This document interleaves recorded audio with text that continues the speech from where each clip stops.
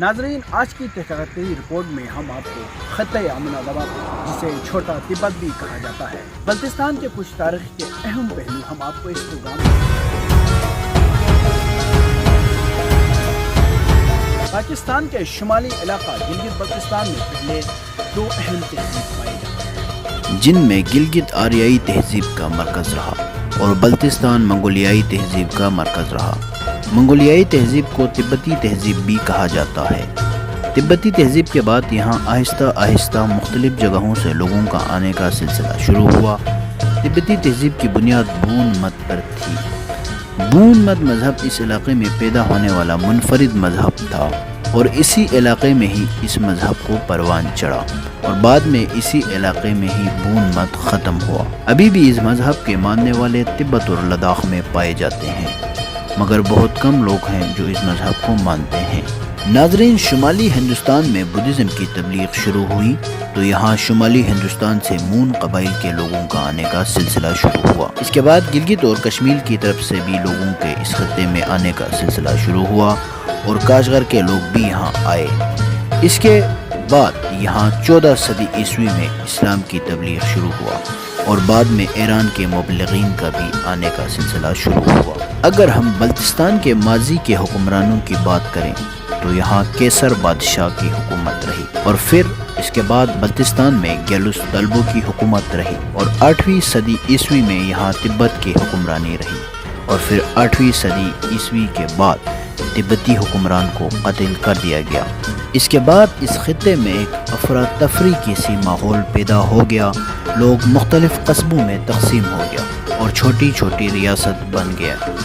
اس کے بعد 12ویں صدی عیسوی میں یہاں مقپون کی حکومت رہی، جن میں مقپون، اماچا اور یبگو خاندان تھے۔ ناظرین، یہاں ساتھ یہ بھی بتاتا چلوں کہ بلتستان میں بولی جانے والی زبان بلتی تبتی زبان کی ایک شاخ سے تعلق رکھتی ہے۔ بلتی زبان بہت ہی قدیم زبان ہے۔ بلتی اصل اس علاقے کا جغرافیائی نام ہے، جبکہ زبان کا نام بلتی سکر ہے۔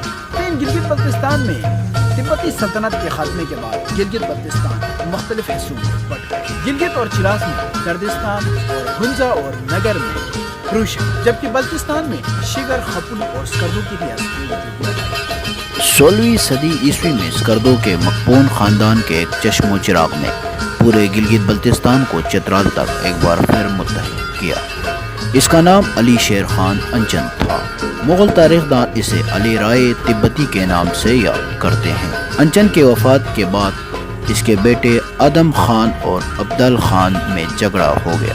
اس کے بعد مقپون خاندان کا زوال ہو گیا اور گلگت بلتستان پھر چھوٹی ریاستوں میں بٹ گئے۔ 1840 میں زوراور سنگھ نے پہلے بلتستان پر پھر گلگت پر حملہ کیا، لیکن 12 دسمبر 1841 کو زوراور سنگھ قتل ہو گیا تو سکردو میں احمد شاہ نے بلتستان میں بغاوت کرا دی، مگر آزادی کی یہ جدوجہد کامیاب نہ ہو سکی اور بلتستان واپس 1842 میں ڈوگرا حکومت کے قبضے میں چلا گیا۔ گلگت بلتستان میں ڈوگرا حکومت 1948 تک رہی۔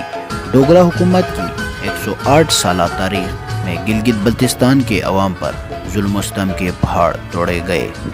یاد رہے، انگریزوں نے جو کشمیر بیچا تھا اس میں گلگت اور بلتستان شامل نہیں، مگر گلاب رائے کے صاحبزادے رنبیر سنگھ بادشاہ بنے تو ان کی افواج نے گلگت اور بلتستان کو فتح کر کے زبردستی کشمیر کا حصہ بنا لیا۔ 14 اگست کو جب پاکستان وجود میں آیا تو گلگت میں کرنل حسن خان کی سربراہی میں انقلاب آیا۔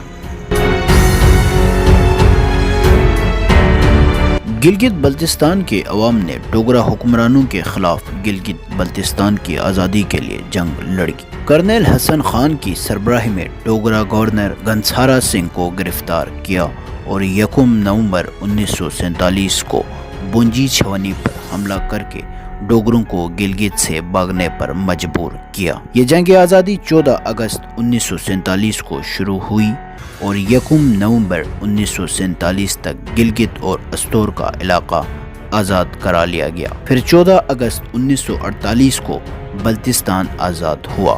گلگت بلتستان کو ڈوگرا حکمرانوں سے آزاد کرانے میں گلگت سکاؤٹس اور چترال سکاؤٹس نے نمایاں کردار ادا کیا تھا۔ جنہوں نے بے سر و سامانی کے عالم میں کرگل تک کے علاقے کو آزاد کیا اور اسکردو کے سنگلاخ پہاڑیوں پر اپنا جھنڈا لہرانے میں کامیاب ہو گئے۔ یوں گلگت بلتستان کے لوگوں کی طویل جد و جہد اور قربانیوں کے بعد یہ حسین خطہ ڈوگرا راج کے ناجائز قبضے سے آزاد ہوا۔ 1 نومبر 1947 سے لے کر 16 نومبر 1947 تک گلگت بلتستان ایک آزاد ریاست کے طور پر دنیا کے نقشے میں قائم رہا۔ یوں 16 نومبر کو پاکستان کا پہلا پولیٹیکل ایجنٹ سردار عالم گلگت آیا۔ یوں 16 نومبر 1947 سے یہ خطہ انتظامی طور پر پاکستان کے کنٹرول میں آیا۔ لیکن بدقسمتی سے 74 سال گزرنے کے باوجود آج بھی یہ خطہ بنیادی آئینی حقوق سے محروم ہے۔ دوستو، امید کرتے ہیں آپ لوگوں کو ہماری یہ مختصر سی تحقیقاتی رپورٹ پسند